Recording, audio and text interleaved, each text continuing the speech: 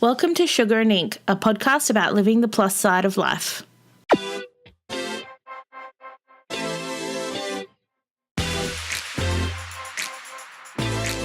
Hi, I'm Sugar from Sugarcoat It. And I'm Samara from Blonde Ink. And you're listening to the Sugar and Ink podcast. Welcome back, guys. We're setting yet another new record for appearances. Another video. We're the best. So if you're listening to this on iTunes or SoundCloud, we actually have a video available on my YouTube channel, which is like everything else under Sugarcoat It. So all one word or all separate words, whatever floats your boat, you should get there. So pop over and check us out. It's so awkward. It's so awkward. I'm so used to, like, as you're talking, I'm like, and I'm just doing other stuff. I would just, Samara, that's an excellent point you're making there. Yeah. I know, it's so weird. Oh, wait, I almost feel like we have to caption what we were just doing for people who can't see it. Anyway. You're being sarcastic bitches is what we were doing. I was waving my phone around, pretending to pay attention.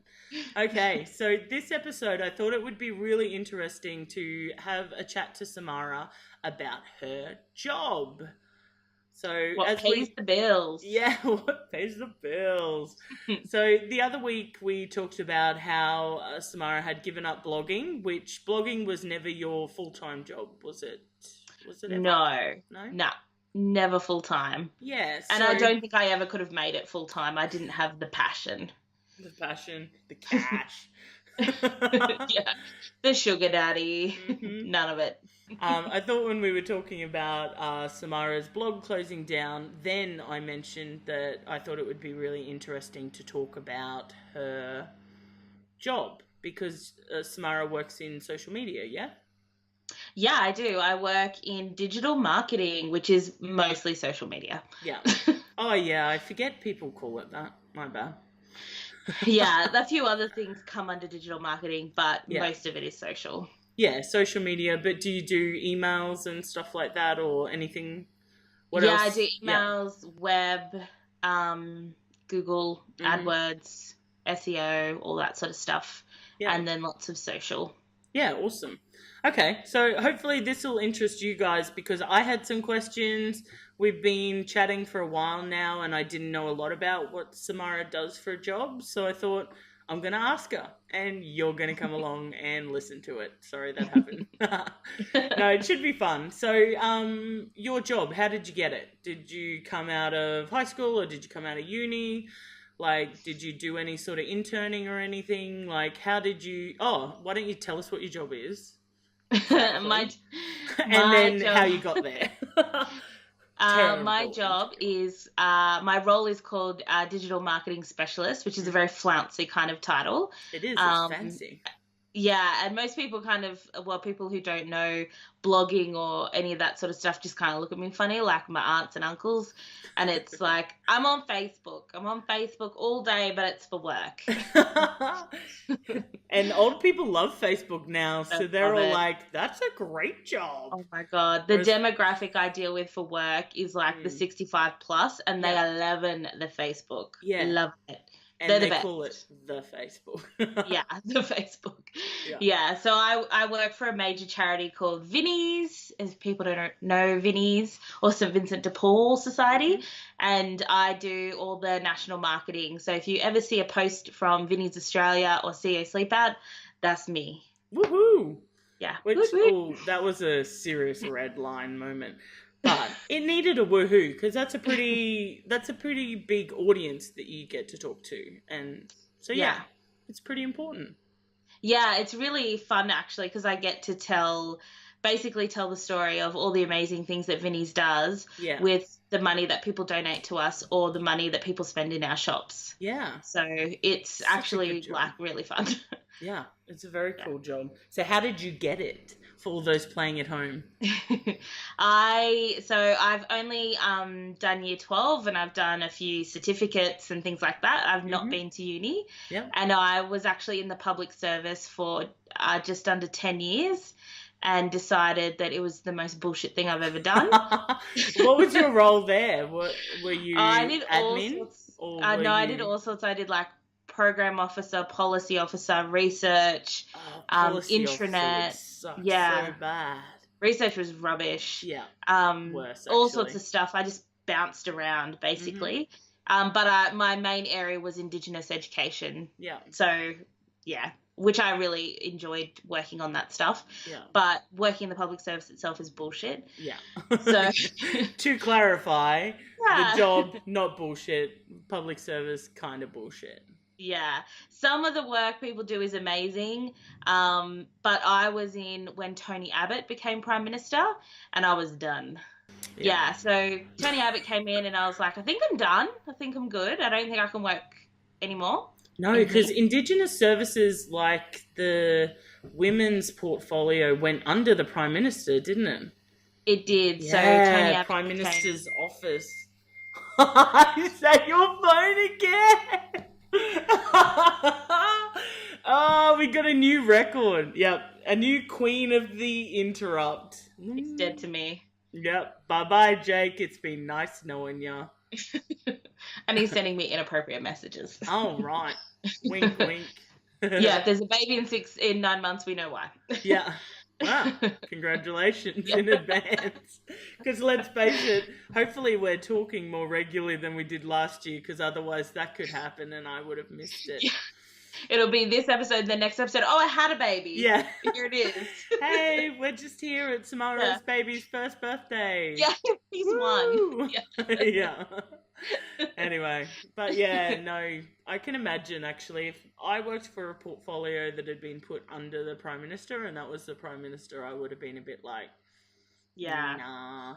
It's not good. And the decision making at the high level was not in line with my personal values in that area.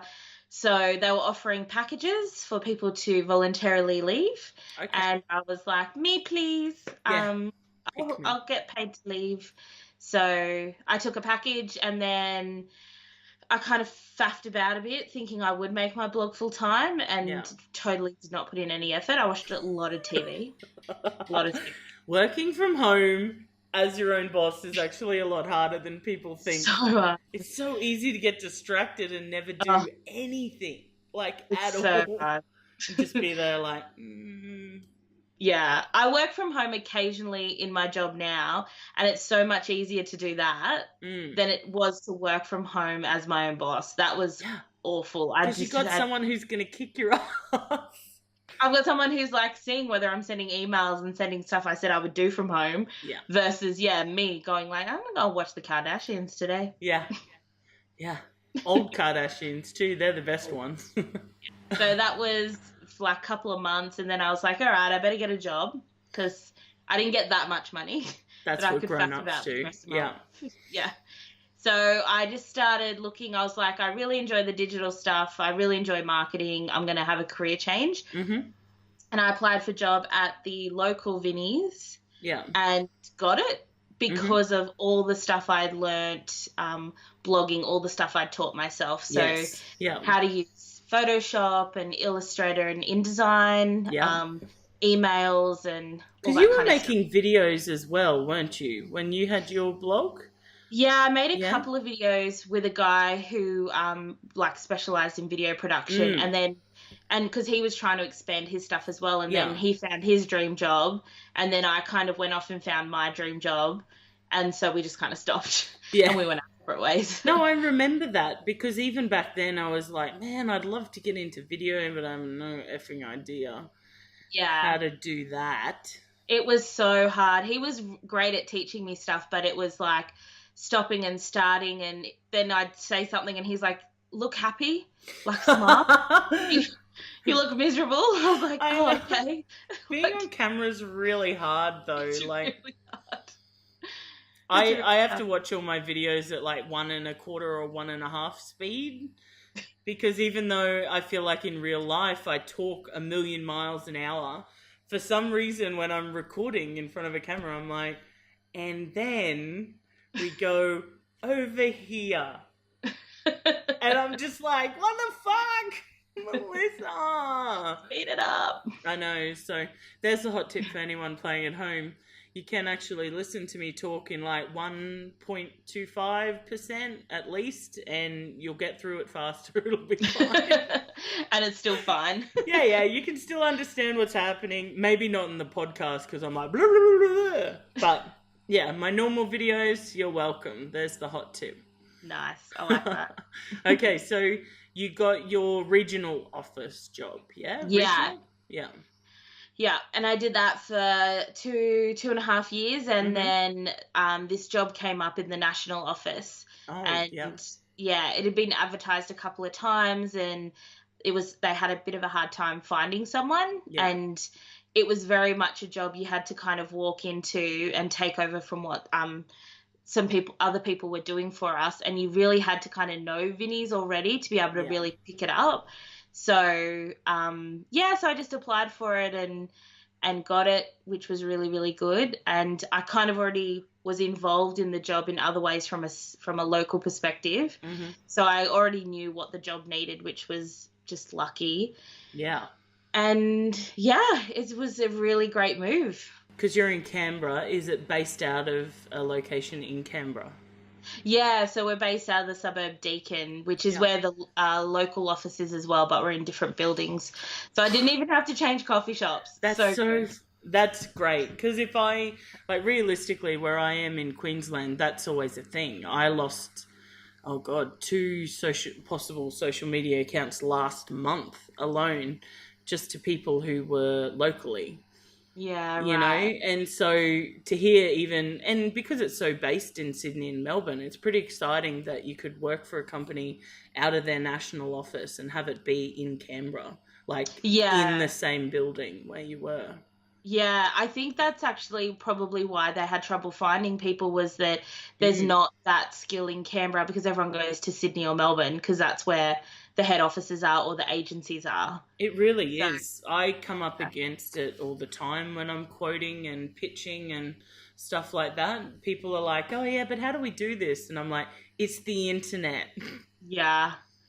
It's so easy to do it now.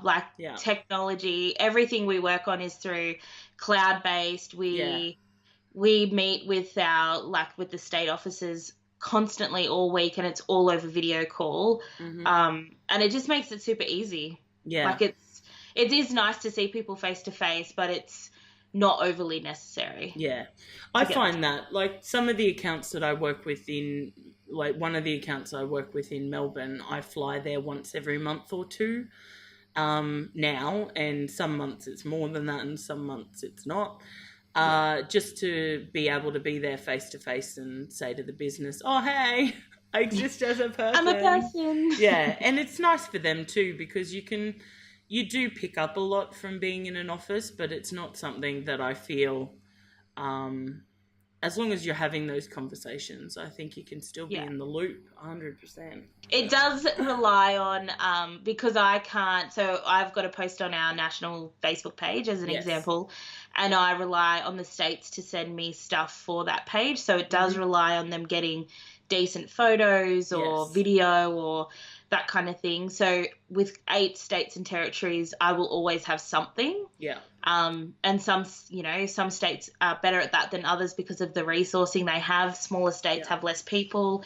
So it does become a challenge, but then we're also of an age where people are creating content for us. Like people share what they bought at Vinnie's or share what they upcycled or even share how Vinnie's helped them, so I can use quotes and change the name so I'm not disclosing who it is, which is really great. It's actually that's one of the nicest things is on our Facebook page when someone says, they rate us 5 stars and they're like, Vinnie's helped me and I would be homeless if it wasn't for them. And that's the best part of my job. Yeah. 100%. I love that. Because as much as sometimes in social media it can be very you feel like what you're doing is very superficial, especially we've talked about this in regards to our blogs and stuff like that. And to be able to make a difference to somebody on a real fundamental level rather than, making it easier to buy clothes or something that still is important to people, but fundamentally, that must be really rewarding.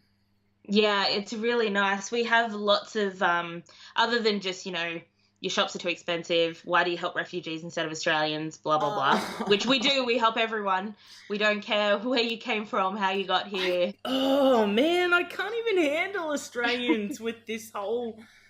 Oh, Yeah, it's it gets like, are you challenging. kidding? There is literally one first person in this country, one Yeah. race of first people sort of thing. The rest of us arrived. Like, Yeah. calm the fuck down immediately. I get so annoyed. I'm like, oh, you don't like immigrants? Are you kidding? Like, you get that you are one, right? Yeah. The one thing I really dislike is that there seems to be, it's like a competition, like one person is valued more than another rather Yeah. than everyone needs help, so let's try and help Yeah. everyone.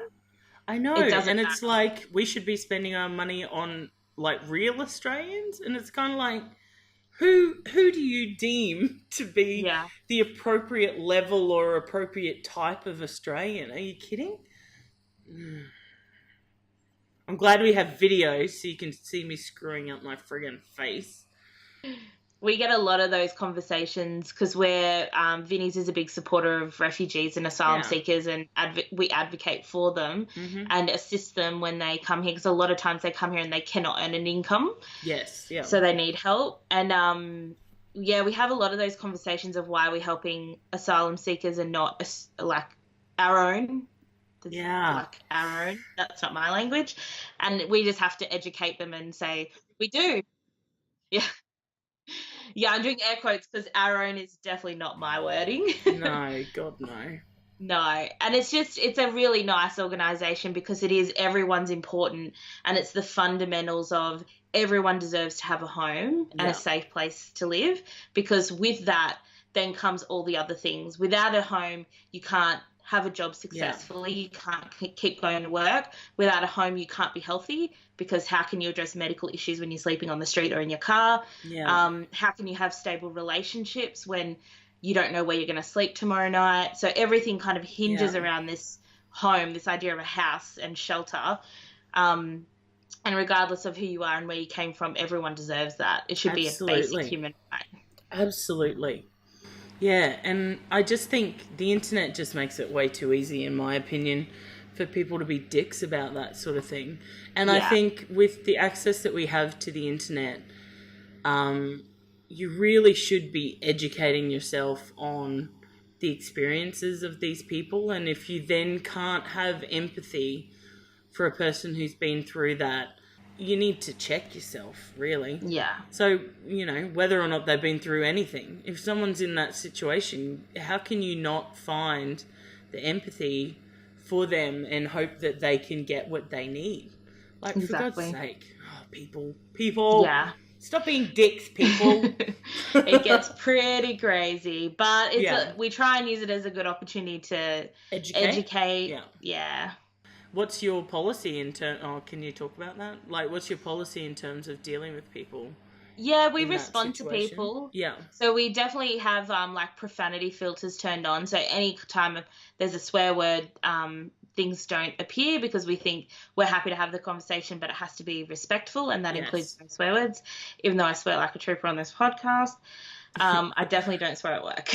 Yeah, wow. Out loud. Horses for courses, right? Yeah. I swear a lot more now that I work for myself, let me tell you. A lot more. Exactly. God, glasses, earphones, everything's falling off today. We respond and we kind of highlight why we think it's important to support everyone. Mm-hmm. We link them back to information on our website, and we certainly don't back down from talking about it just because a lot of people are offended by it, because it's like one of the core values of our organisation, so we can't be afraid to talk about it. Yeah, absolutely. There's a lot of people actually do align with us. It's actually, our community's gotten so big online that half the time we don't even have to go in to talk to explain why we believe something, because all of our community will back us up before we even get there, which is really so important. Nice. Oh, I definitely wouldn't have the temperament for that. So 10 gold stars to you, my friend, because I would just be out there going, who the fuck do you think you are, man? Yeah, when was the last thing you did anything for Vinnie's to now get to say to me that this is how we spend our money anyway? Like, are you participating as a volunteer or donating or whatever? Like, this probably ain't even your money. So, yeah. back away, friend. See, I can say that because I don't work for them. So I'm like, where your money? Put your money where your mouth is. You give me $500 and I'll let you buy a sausage sizzle or something for some Aussies. Ugh. No, I wouldn't let you anyway. Just give me your $500 though. Gonna give it to a nice refugee family who are trying to reestablish themselves. It gets pretty tough, but most of the time it's good. There are some days definitely bad, worse than others. Yeah. And that definitely depends on my attitude and mood on that day. 100%. Do you find that a lot in digital marketing and social media in particular, that you really have to watch how you're feeling and your experience? Yeah. Yeah, I've got to, because it's all like a part of our values is to be respectful and what we call Vincentian, because we're St. Vincent's, we're Vincentians. Okay. And and that's like trying to bring that. Companies in their weird shit like that. Yeah. That's cute though. It's weird because it's the following of St. Vincent. Anyone who believes in what he did calls themselves a Vincentian. Yeah. It's a really like, it's a whole thing. It's a very Catholic thing. Yeah. My bad. And it's trying to, I suppose it's like any brand, it's like portraying yourself as the brand in every response that you give and make sure that you align with your brand values. And now we have, 5 values of justice, hope, joy, respect, and love. Yeah. Just rolled off the tongue. Look at me. Nailed it, man. It's almost like it's, kind of essential to your job. Yeah. But those keywords, I say that to people who are trying to create a brand voice, and I get that, when you talk about something like St. Vincent de Paul, they've been around, and you got those people who, it's been around for 100 billion years, but 160 in Australia. There you go. 180 in the world. Yeah. Yeah, and so there's a culture already there. And so you can walk in there and someone says to you, this is what our brand voice looks like or sounds like. But when you're creating that for yourself, it can be as simple as 5 key words that, inspire the way you communicate with people. Absolutely. Yeah, I find those 5 words really help shape everything that we do. Are we being respectful? Is it hopeful? So rather than what we term rather than fuck off, we're all Australians. Yeah. Again, or that really poverty porn, like showing people at their worst. Yeah. We focus on the hopeful, so people after they've been helped and they feel like they have their dignity and self-esteem back. So we focus on the hope, love. I like that.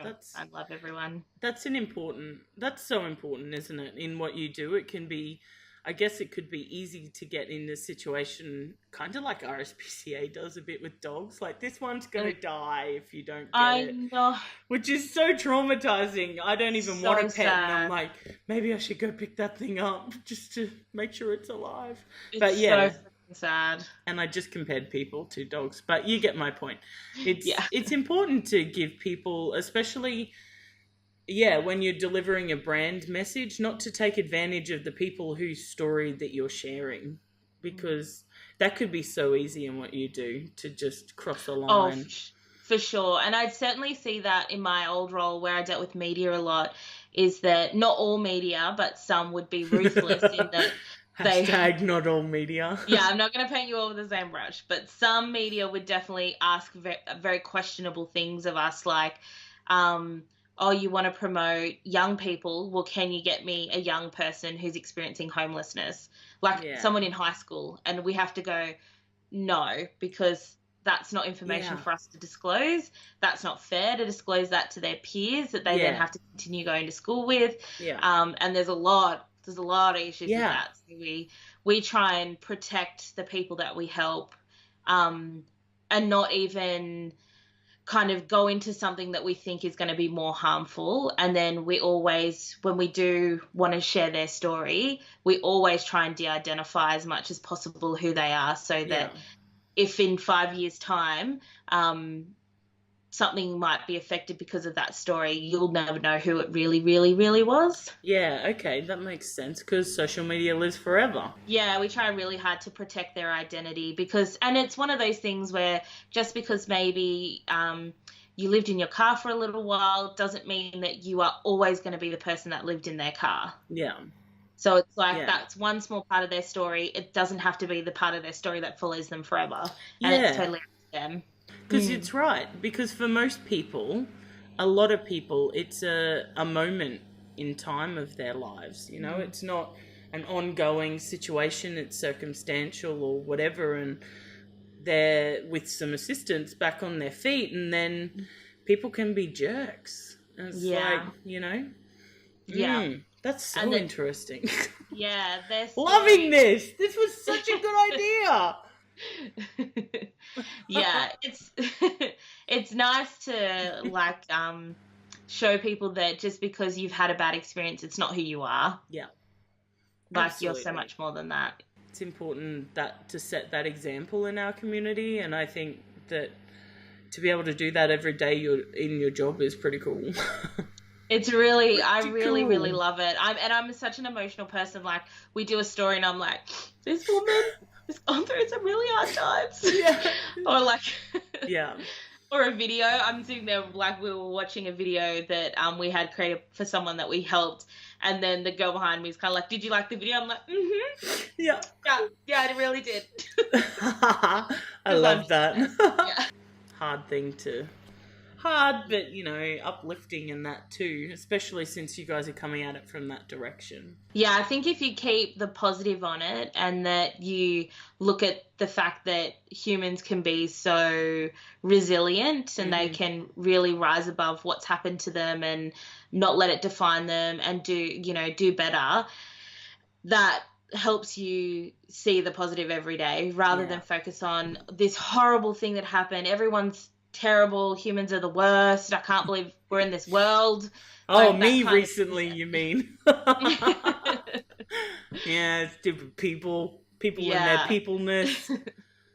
And it makes you very forgiving as well, because it's basically, Vinnie's is one of those places where we're the last resort for so many people. So we are, when people are at their very, very lowest point and they just need like the tiniest bit of help. And it's just so nice to think that because of the people that shop in the shops, because of the people that donate, we actually get to do that on their behalf. Yeah, it's really that's nice. Pretty special. I love my job. It's pretty cool. I'm just trying to work out if there's anything else that we can cover off that people might be interested in, because I know you work with like representatives like yourself in your former job, like as in your smaller store, you work with them to create content and stuff like that. What's the planning process for that sort of thing? We plan about 2 weeks ahead. So we try and do 2 weeks worth of content, and then it goes around and everyone checks it, like each representative from the state checks it and approves it, and that way someone might see something that one of us won't, or they'll pick up on maybe the way we refer to something, or a program hasn't been referenced in the right way. So that tends to stop any mistakes from getting through, because each state has such a diverse range of stuff going on. And then anything reactive that comes up, if my CEO lobbies government a lot, so if we have a media release come out about something that the government wants to change that we don't agree with, we try and put it up straight away, so that we kind of get that community buy-in to lobby the government while we're lobbying them, so get a bit of a voice behind that. So we try to do 2 weeks ahead of time, and then we shove in reactive stuff when it pops up. And you've got your main, how often does the CEO sleep out happen? That happens once a year across Australia, and we should be posting all year round, but we definitely take focus off it for about 6 to 7 months of the year and only focus from about March to August. Okay. Yeah, so does it fall in August? I know it's winter because June. Yeah. Yeah. Yeah, I knew it was cold. Yeah. Everyone always looks so cold. Yeah, it's as Except here. close to the winter They got their sleeping. solstice. Okay. So it's the longest night of the year. We get it as close as possible. So it's really hard. That's deliberate, isn't it? You're like, That's we're totally going to send you deliberate. out there. Yeah, because it's nothing like being homeless. No. But it's to give them the idea of what it would be like. Yeah. So we do try and make it as hard as we legally possibly can. Yeah. And it is nothing like what the No. reality is. Well, but first of all, you're in a space where no one's going to chase you away, or you're in a safe environment immediately that's completely removed from the actual experience, because there's all these people and they're all happy for you to be there and all that sort of stuff. Like, yeah, I can get that. Yeah, and we do have a duty of care that no one is hurt or accosted or anything like that. Yeah. But we do usually, at almost every single event, where possible, we have someone who's experienced homelessness talk about it, and they talk to the CEOs. And it can be really challenging getting people to talk about their story because it is a really hard thing to talk about. Yes. So we can't always have someone talk because we give them that decision, of course, as to whether they share their story. Yeah. But we certainly try to make sure that there are people that CEOs can talk to, or the person will give a speech in front of all CEOs about what their experience was like and how Vinnie's helped them. That's so good. It's really, it's like the best part of the night. I've done 3 sleep outs. This year will be my 4th. Yeah. And it is hands down the best part of the night is someone that we've helped like gets up and they're confident and they tell their story, and you just hear things that you think, I would never have thought that's what happens. Yeah. And like hands down, it is the best part of the night. So good. It's so powerful to have people tell their own story. It's amazing. Well, we'll make sure we link to everything, obviously. Well, because it's not like Vinnie's is going to be able to share this. It's got way too many swear words. So, but the least we can do is make sure that people know where they can, go to help out. Obviously, they can shop in the shops and all that sort of stuff.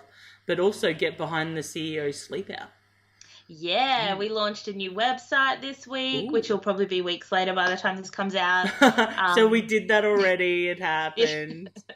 So go check that out because it's really, really fancy. I love and a we'll good hopefully, it'll hopefully help us raise more money so we help more people. Yeah. And so what do the funds from the CEO Sleep Out go to? Directly to homelessness projects?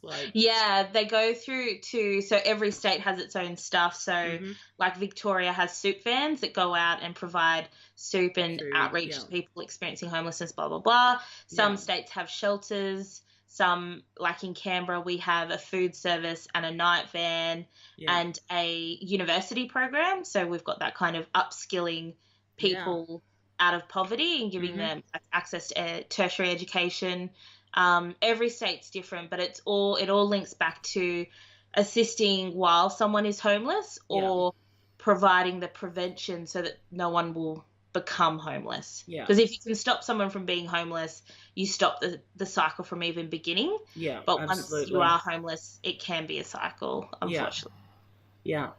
Well, it's pretty hard because even someone was saying the other day that obviously to get any sort of even government assistance, you need to have some form of address. And it's like, well, which is crazy. And I get it's probably necessary for whatever, like identification or something thing, but it's just like, are you kidding? Yeah. It's the same with banks. Like to get a bank account, you need an address. So if you don't have a bank account, but you need a job and they need to pay you into a bank account because no one pays cash anymore. Yeah, exactly. Just this cycle. It's horrible. That's crazy. Okay, we'll definitely check out. That was a huge red bar. Definitely check out the CEO Sleep Out and all the stuff that Vinnie's does, because we've definitely hit our time limit for the episode. So check it out. Crushed it. I really enjoyed this. This was awesome. I'm glad we did this. Super interesting. We can talk all about social media now. We both experts in the field. We can give people tips. We like to think we are. You're an Yeah. employed professional. I just freelance. No. You're a consultant.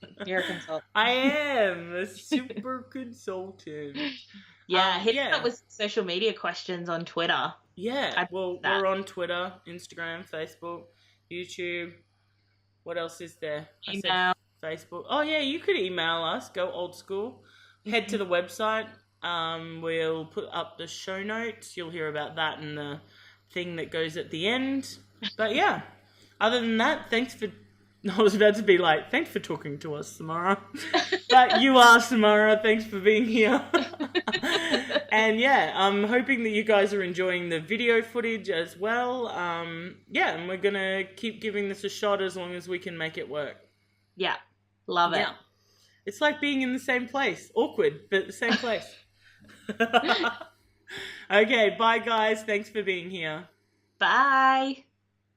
For today's show notes, you can visit our website www.sugeritink.com. You can also send us in any questions or topics you would like us to cover at hello@sugeritink.com. You can connect with us on social media using @sugarcoated and @blondeinkaus.